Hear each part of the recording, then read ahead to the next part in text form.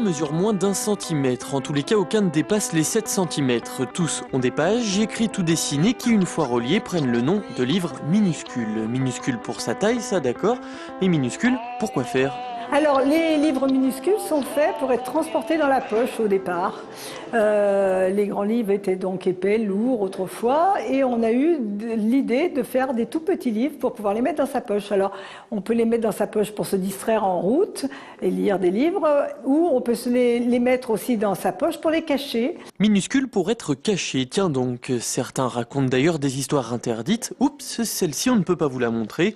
Alors, petit par la taille certes, mais bien utile pour diffuser ses idées. Le Führer en a fait faire, mais aussi le communisme, et même au moment de la Révolution, on trouve des livres révolutionnaires. Voilà. Pour le reste, tout n'est qu'une question d'histoire. Les plus anciennes remontent au XIIIe siècle, d'autres sont bien plus récentes. En tous les cas, en voici un qui n'a pas peur de se faire mal aux yeux. À 80 ans, Hubert est un fanat de minuscules. D'ailleurs, une bonne partie de cette collection lui appartient. Je les lis parce que je considère que c'est criminel de les ranger comme ça quelque part et de les entasser. On lit des comptines d'enfants, on lit des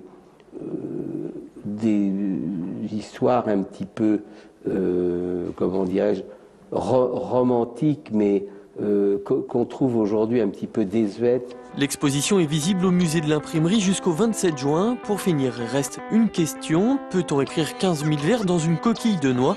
Sans doute que oui.